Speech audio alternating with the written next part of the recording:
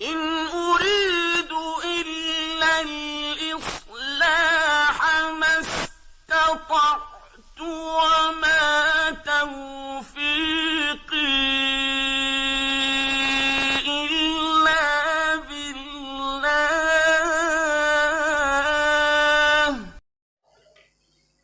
اسی پر حکمت کتاب میں سے سورۃ الانعام کی آیہ مبارکہ 151 باترجمہ تلاوت کی ہے،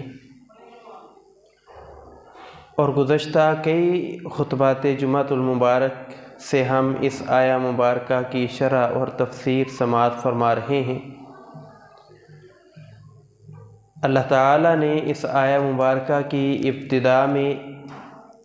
اہل ایمان کو عقیدے کی اصلاح دیتے ہوئے ارشاد فرمایا کہ اللہ کے ساتھ شرک نہ کرنا۔ عقیدے کے بعد اللہ تعالیٰ نے معاشرتی مسائل پر اہل ایمان کو آگاہی دیتے ہوئے ارشاد فرمایا کہ اپنے والدین کے ساتھ حسن سلوک کرو، اپنی اولاد کو مفلسی کی وجہ سے قتل نہ کرو، بے حیائی اس کے قریب نہ جاؤ۔ انہی معاشرتی مسائل کو بیان کرتے ہوئے اللہ تعالیٰ نے ایک معاشرتی مسئلہ بیان کیا، اور وہ یہ کہ اہل ایمان دوسرے مسلمان کی عزت ادب احترام کریں، اور کسی شخص کو یہ حق حاصل نہیں کہ وہ دوسرے شخص کو قتل کر دے۔ رسول اللہ صلی اللہ علیہ وسلم جب مکہ سے مدینہ کی طرف ہجرت فرمانے لگے تو مدینہ سے باہر نکلتے ہوئے اللہ کے پیغمبر جب مکہ سے باہر نکلنے لگے تو آپ علیہ السلام نے بیت اللہ کی طرف ایک نظر اٹھائی اور فرمایا کہ بیت اللہ تیری بڑی عزت ہے، تیرا بڑا ادب احترام ہے، تو حرمت والا گھر ہے، لیکن تجھ سے بڑھ کر ایک مسلمان کا خون اللہ کے ہاں حرمت والا ہے۔ تو آپ علیہ السلام کا بس یہی فرما دینا کہ بیت اللہ کی عزت ادب اور احترام بہت زیادہ ہے، لیکن ایک مسلمان کا خون بھی قیمتی ہے۔ تو ہمیں اس بات سے اندازہ ہو جانا چاہیے کہ کس قدر اللہ کے پیغمبر علیہ السلام نے مسلمان کو عزت ادب احترام اور عظمت بلندی رفعت مقام عطا فرمایا ہے۔ اللہ کے پیغمبر علیہ السلام کی احادیث ہمیں اس بات سے آگاہ کرتی ہیں کہ قتل یہ گناہ کبیرہ ہے۔ قرآن مجید میں بھی اللہ تعالیٰ نے اس کی طرف واضح رہنمائی کی، اور رسول اللہ صلی اللہ علیہ وسلم نے کبیرہ گناہوں کی فہرست میں قتل کو بھی شامل کیا۔ آپ علیہ السلام نے فرمایا وَقَتْلِ نَفْسِ، کبیرہ گناہوں میں سے ایک گناہ یہ ہے کہ کوئی شخص کسی دوسرے شخص کو قتل کر دے۔ اور صحیح بخاری وغیرہ کی حدیث ہے جس کا مفہوم یہ ہے کہ اللہ کے پیغمبر صلی اللہ علیہ وسلم نے فرمایا کہ ایک شخص گناہ کرتا ہے تو اس کے لیے اللہ تعالیٰ کی معافی کا دروازہ کھلا ہوا ہے، جیسے ہی کوئی شخص کسی دوسرے شخص کو قتل کرتا ہے تو اس کے لیے وہ دروازہ تنگ ہونا شروع ہو جاتا ہے۔ اس کا یہ معنی ہرگز نہیں کہ بندہ قتل والا گناہ کرتا ہے تو اس کے لیے توبہ کا دروازہ بند ہو گیا، بلکہ اس حدیث کا مفہوم یہ ہے کہ جب کوئی شخص کسی دوسرے مسلمان کو قتل کرتا ہے تو اس کا حوصلہ بڑھ جاتا ہے، وہ مزید کسی کے قتل پر آمادہ ہو جاتا ہے، اور پھر وہ اس گناہ کو گناہ نہیں سمجھتا، وہ توبہ استغفار نہیں کرتا، بلکہ وہ اکڑ میں آ جاتا ہے کہ میں بڑا جرئی ہوں، میں بڑا بہادر ہوں، ایک بندے کو میں نے قتل کر دیا، کوئی بات نہیں، دوسرا بھی قتل کر دوں گا، مجھے کون پوچھنے والا ہے۔ تو اللہ کے پیغمبر علیہ السلام نے فرمایا ایسے شخص کے لیے توبہ کا دروازہ وہ چھوٹا ہوتا چلا جاتا ہے، یعنی وہ اس گناہ کو گناہ ہی نہیں سمجھتا ہے۔ اللہ کے پیغمبر علیہ السلام پر قرآن نازل ہوا اور اللہ رب العالمین نے قتل کو حرام ٹھہرا دیا، قتل حرام ٹھہرا دیا۔ وَلَا تَقْتُلُوا النَّفْسَ الَّتِي حَرَّمَ اللَّهُ إِلَّا بِالْحَقِّ، کوئی شخص کسی دوسرے شخص کو قتل نہ کرے مگر اسے قتل کیا جائے گا جس پر شرعی حد لگا دی جائے۔ قتل کے بدلہ قتل، ایک مسلمان ہے اسلام چھوڑ کے مرتد ہو گیا،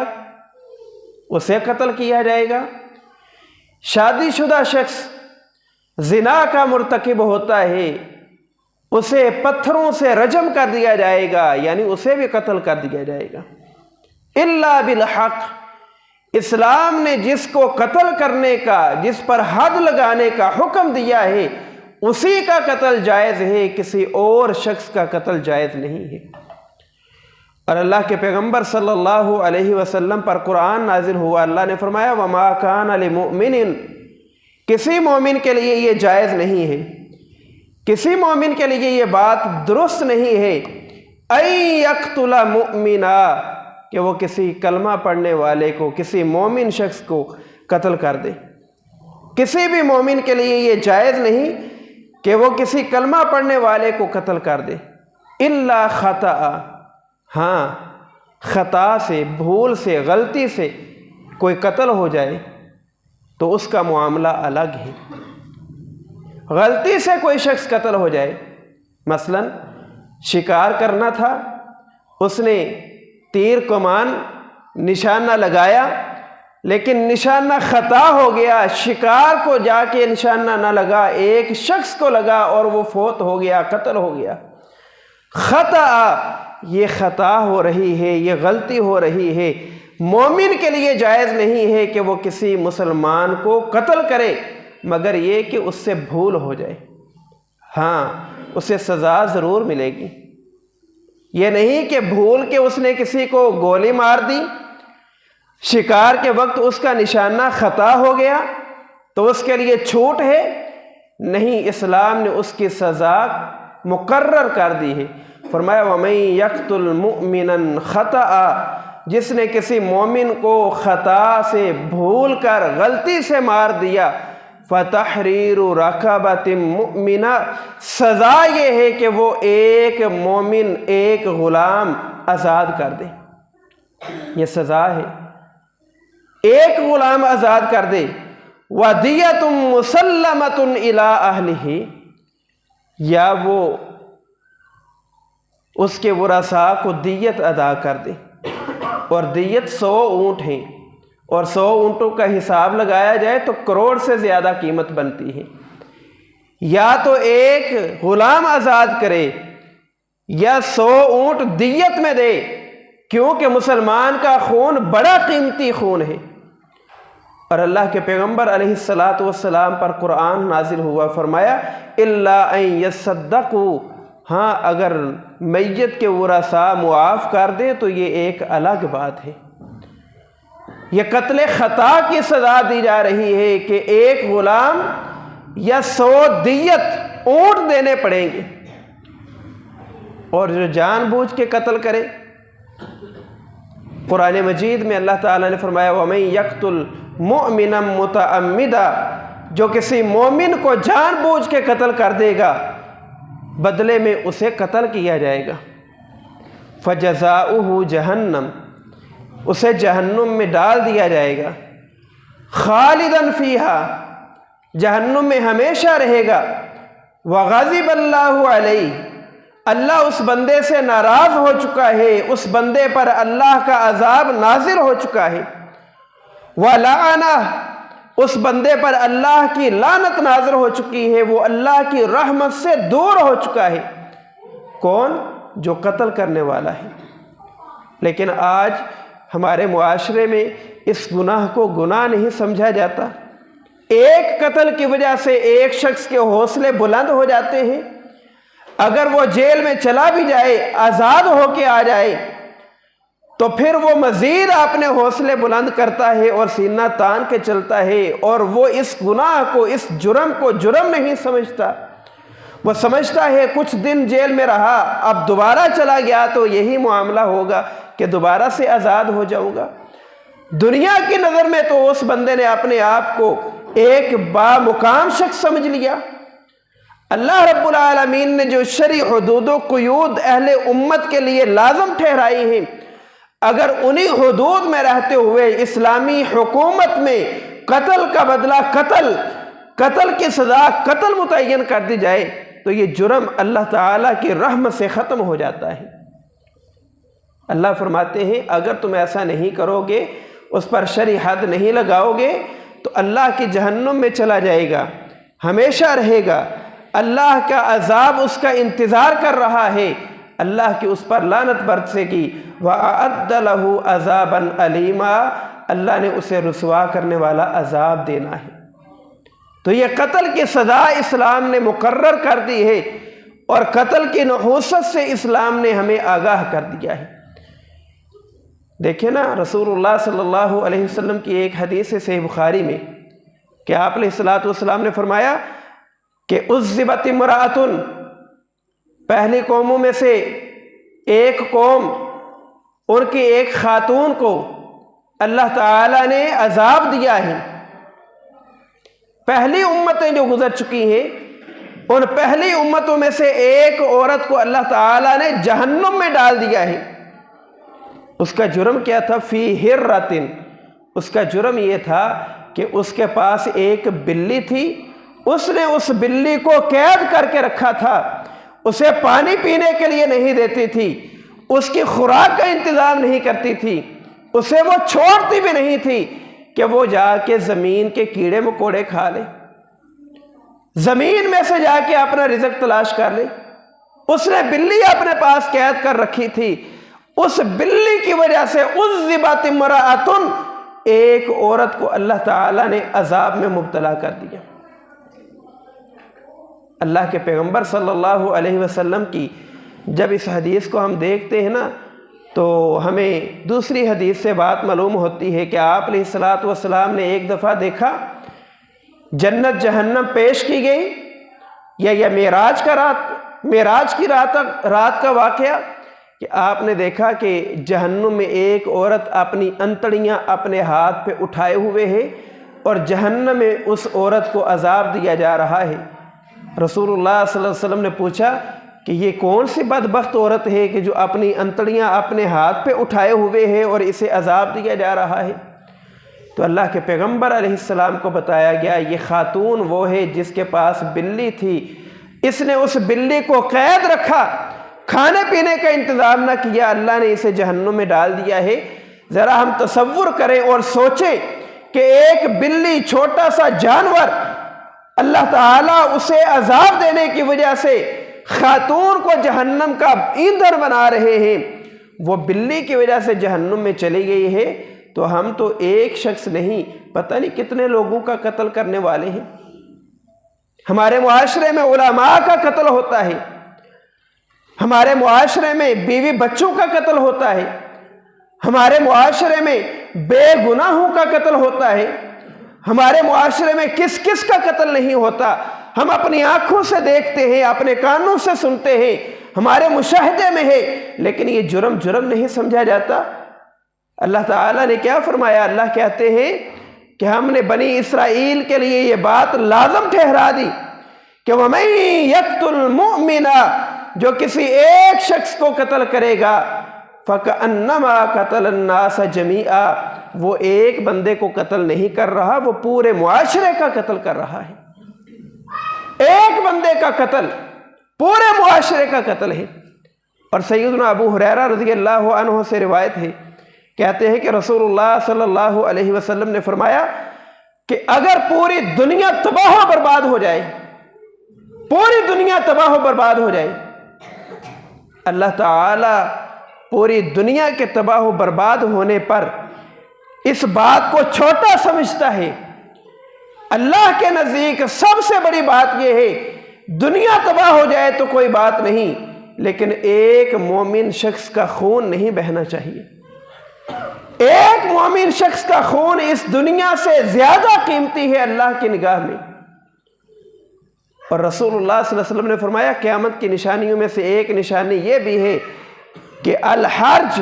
قتل عام ہو جائے گا، قتل عام ہو جائے گا۔ اور آج ہمارے معاشرے میں کس کس جرم کی بنا پہ لوگ قتل ہوتے ہیں۔ دکاندار 1 روپے کی وجہ سے ایک شخص کو قتل کر دیتا ہے۔ کھیل کے میدان میں دوست کھیل رہے ہیں، چھوٹی سی بات پہ اپنے دوست کو قتل کر دیا۔ میرے والد نے مجھے حصہ نہیں دیا، بھئی تجھے حصہ تو اس کی وفات کے بعد ملے گا، لیکن قتل کر دیا، کاروبار میں شراکت نہیں ملی۔ کس کس بات پہ لوگوں نے لوگوں کو قتل کرنا شروع کر دیا ہے۔ اللہ فرماتے ہیں پوری دنیا تباہ ہو جائے مجھے اس کی پرواہ نہیں، لیکن میرے نزدیک ایک مسلمان کا خون زیادہ قیمتی ہے، یہ کیوں بہایا جا رہا ہے؟ اور اللہ کے پیغمبر صلی اللہ علیہ وسلم کے صحابی ہیں سیدنا اسامہ بن زید رضی اللہ عنہ، کہتے ہیں کہ رسول اللہ صلی اللہ علیہ وسلم نے ہمیں ایک قبیلہ کی طرف بھیجا، میں اور ایک انصاری صحابی، وہ لڑتے رہے اور دیگر صحابہ بھی لڑتے رہے، ہم نے اس قوم پر، اس قبیلے پر غلبہ پا لیا۔ اچانک ایک شخص ہمارے سامنے آیا، میں نے اور اس انصاری صحابی نے اسے پکڑ لیا، قریب تھا کہ وہ فوت ہو جاتا۔ ہم نے جب اس پہ پورا غلبہ پا لیا تو وہ شخص سمجھ گیا کہ اب میرا کوئی بس چلنے والا نہیں۔ اس نے کلمہ شہادت پڑھا اور وہ کلمہ پڑھ کے اسلام میں بظاہر داخل ہو گیا۔ جیسے ہی اس نے کلمہ پڑھا، حضرت اسامہ کہتے ہیں کہ وہ انصاری صحابی پیچھے ہٹ گیا، اس نے اسے چھوڑ دیا، لیکن میں نے اپنے تیر سے، نیزے سے، برچھی سے اس شخص کے سینے میں اسے پیوست کر کے قتل کر دیا۔ جب ہم اللہ کے رسول صلی اللہ علیہ وسلم کے پاس پہنچے تو اللہ کے پیغمبر علیہ السلام کو اس واقعہ سے آگاہی حاصل ہوئی، تو رسول اللہ صلی اللہ علیہ وسلم نے فرمایا یا اسامہ تو اقتلتہ بعد ما قال لا الہ الا اللہ، اے اسامہ تو نے کلمہ پڑھنے کے بعد لا الہ الا اللہ کہہ لینے کے بعد اسے قتل کر دیا۔ اقتلتہ بعد ما قال لا الہ الا اللہ، لا الہ الا اللہ پڑھ لینے کے بعد تو نے اسے قتل کر دیا۔ سیدنا اسامہ رضی اللہ عنہ کہتے ہیں میں نے کہا یا رسول اللہ کان متعوذا، وہ تو بچنے کے لیے کہہ رہا تھا، اس نے تو اپنی جان بچانے کے لیے کلمہ پڑھا تھا۔ اللہ کے پیغمبر صلی اللہ علیہ وسلم کی دوسری حدیث ہے، آپ نے فرمایا اسامہ تو کہتا ہے اس نے بچنے کے لیے کلمہ پڑھا تھا، کیا تو نے اس کا دل چیر کے دیکھا تھا کہ تیرے ڈر کی وجہ سے کلمہ پڑھ رہا ہے؟ سیدنا اسامہ رضی اللہ عنہ کہتے ہیں کہ اللہ کے نبی فما زال یکررها، اللہ کے رسول بار بار یہی بات کہتے رہے، بار بار یہی بات کہتے رہے، بار بار یہی بات کہتے رہے، اے اسامہ تو نے کلمہ پڑھنے والے کو کلمہ پڑھنے کے بعد کیوں قتل کر دیا ہے؟ سیدنا اسامہ رضی اللہ عنہ کہتے ہیں میں نے اس دن خواہش کی کاش آج کا دن آنے سے پہلے پہلے میں نے اسلام قبول نہ کیا ہوتا۔ تو کیا پتہ چلا کہ اللہ کے نبی صلی اللہ علیہ وسلم نے سیدنا اسامہ کو ڈانٹا، روکا، منع کیا کہ ایک کلمہ پڑھنے والے کو تو نے کیوں قتل کیا ہے۔ اور دوسری روایت میں آتا ہے کہ اللہ کے نبی نے فرمایا اسامہ کل قیامت کا دن ہو، وہ شخص اللہ کے سامنے اپنا کلمہ لے کے آ جائے کہ اللہ میں نے تو کلمہ پڑھ لیا تھا اور اسامہ نے مجھے قتل کر دیا ہے، بتا وہاں کیا جواب دے گا؟ تیرے ساتھ وہاں کیا کیا جائے گا؟ تو نے ایک کلمہ پڑھنے والے کو قتل کیا ہے۔ سیدنا اسامہ رضی اللہ عنہ کہتے ہیں میں نے اس دن یہ خواہش کی کاش آج کا دن آنے سے پہلے پہلے میں فوت ہو جاتا، آج کے دن سے پہلے میں نے اسلام قبول نہ کیا ہوتا۔ اللہ کے نبی نے قتل سے منع کیا ہے، صحابی کو ڈانٹ رہے ہیں کہ کلمہ پڑھنے والے کو قتل نہیں کرنا۔ آج ہمارے معاشرے میں کیسے قتل نہیں ہوتے؟ ابھی یہ گزشتہ اس ہفتے کی ہی بات ہے کہ ایک ظالم شخص نے، شقی القلب شخص نے اپنی 7 دن کی بچی کو گولیاں مار دی ہیں، قتل کر دیا ہے۔ قرآن مجید میں اللہ تعالیٰ نے کیا نقشہ کھینچا ہے؟ اللہ رب العالمین کہتے ہیں قیامت کا دن ہوگا، یہ معصوم بچی جس سے زندہ دفن کیا جاتا تھا اسلام سے پہلے،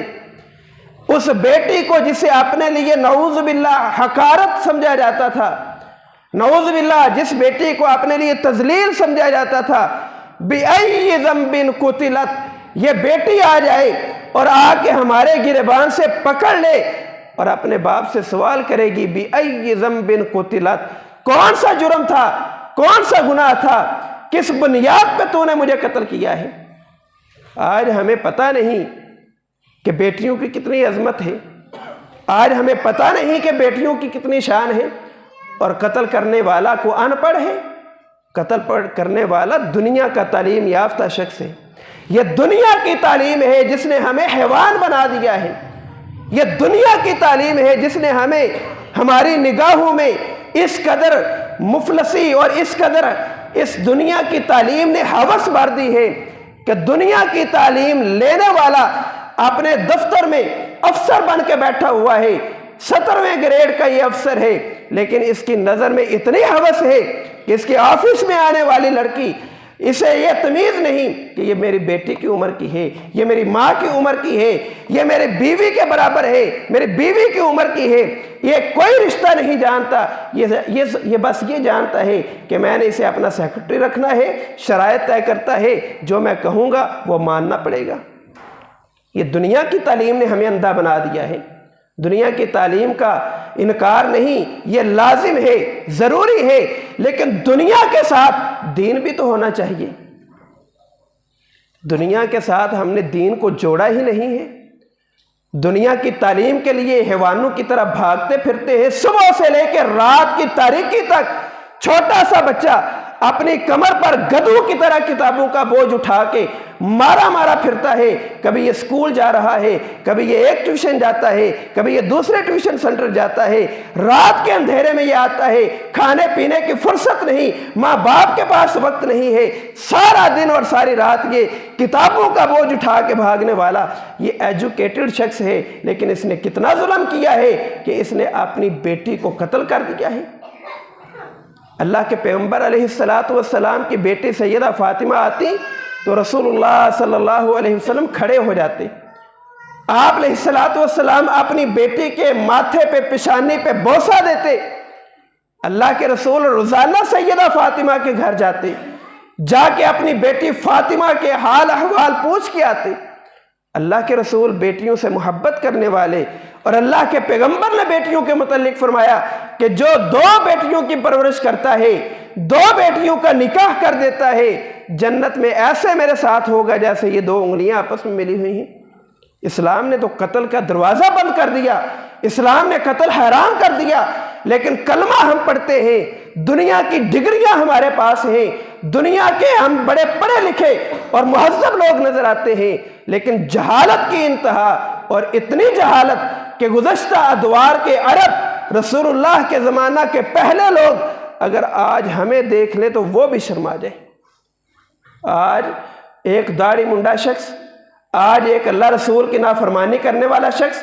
آج اللہ رسول کی بغاوت کرنے والا شخص، ہم نے اسے موٹیویشنل اور ہم نے اسے اپنا پتہ نہیں کتنا بڑا اسکالر اور لیڈر سمجھ لیا،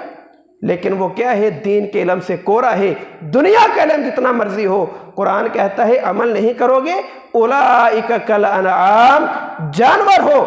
بل ہم اضل، جانوروں سے گئے گزرے ہو۔ اور سورۃ الجمعہ پڑھیں تو اللہ تعالیٰ بنی اسرائیل کی مثال دیتے ہوئے کہتے ہیں کہ ان کی مثال ایسے ہے کہ جو اپنے علم کے مطابق عمل نہیں کرتے، اس گدھے کی طرح ہے جس کی پشت پر کتابوں کا بوجھ ہے اور وہ بوجھ اٹھائے چلتے پھر رہے ہیں۔